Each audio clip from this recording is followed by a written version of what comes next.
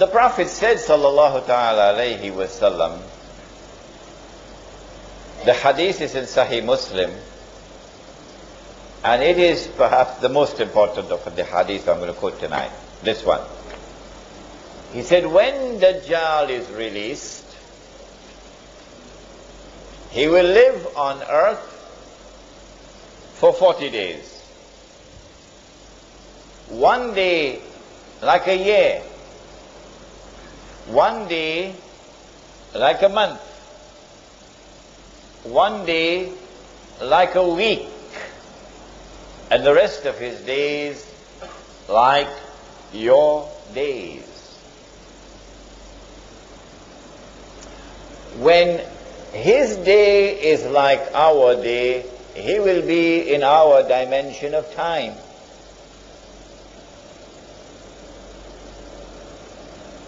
But prior to that, he would not be in our dimension of time, because his day would not be like our day.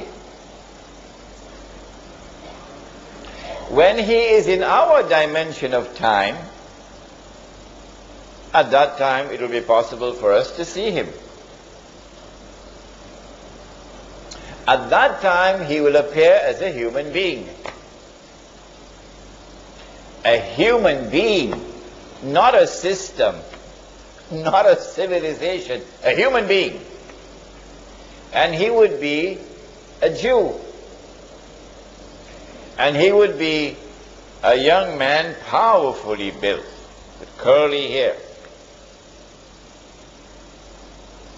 At that time, when he appears in the world, in our dimension of time, the Prophet said, alayhi salatu wasalam, he will come from the east.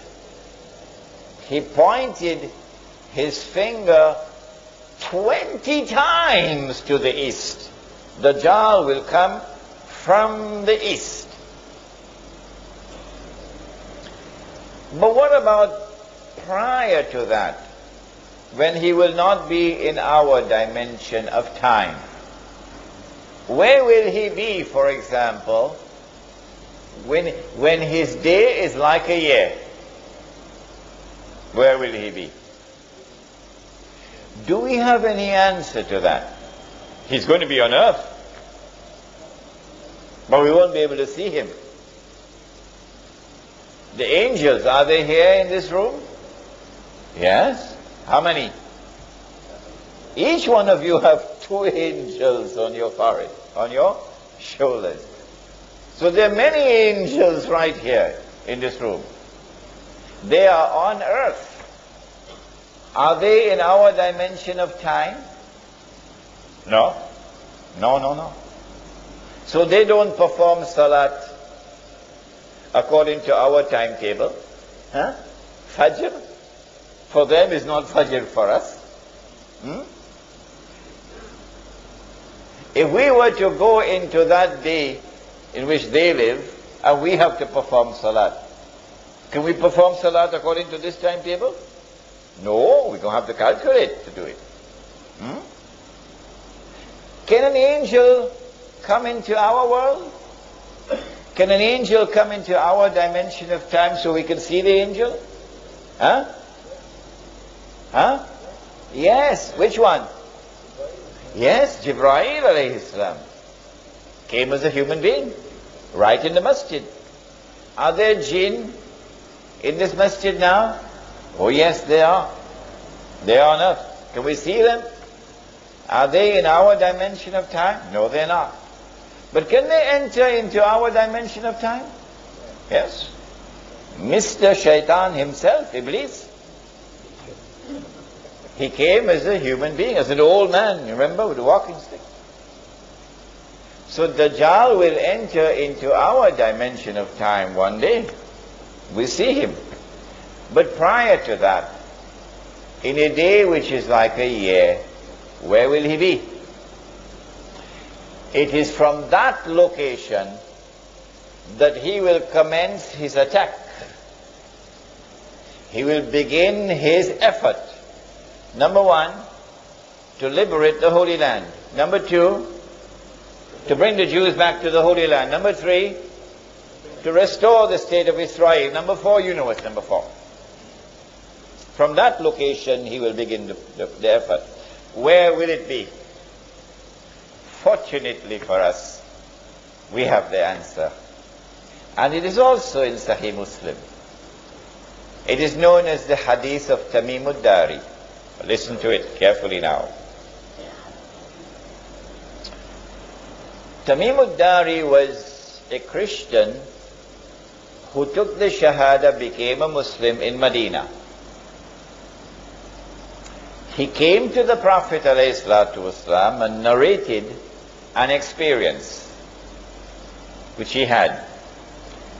The Prophet ﷺ, after the Salat in the masjid, asked the people, sit down, sit down. I have something to tell you. Tamim Ad-Dari has come to me and told me something about Dajjal, which confirms what I have been saying to you. So we know that what is contained in this story is true. What did Tamim Ad-Dari experience? He said that he and some 40 of his companions went on board a ship. So you need water, eh? So they have to go in some place where you can travel with a ship, a sea or an ocean. And when they went on board the ship, a storm came. And the storm blew the ship for 40 days for a whole month, sorry, not 40 days. The storm blew the ship for a whole month before they reached land.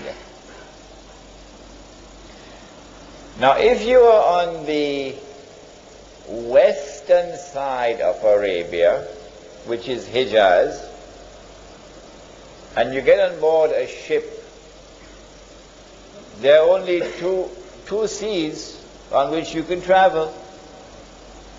One is the Mediterranean Sea, and the other is the Red Sea. Only these two.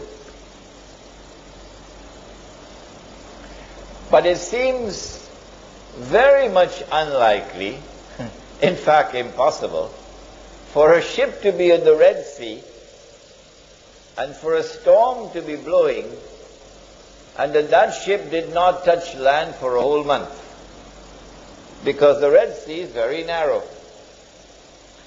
And so I have chosen to eliminate the Red Sea, and I have chosen to remain with only the Mediterranean Sea.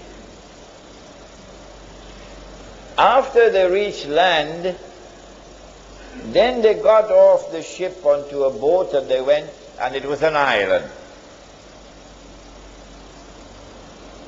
And on the island they saw a strange beast. It was very hairy, so much hair, that you could hardly distinguish the head from the tail. So this beast is concealing its identity. And the beast spoke and said that I am what? Huh? I am? Are you guessing now? I am Jassas. Jassas means a spy. A spy. So this is number one, an island about 1 month's journey from the western side of Arabia. Number two, this is an island which conceals its true identity. Number three, this is an island of those who have PhDs in spying, in espionage, in intelligence work.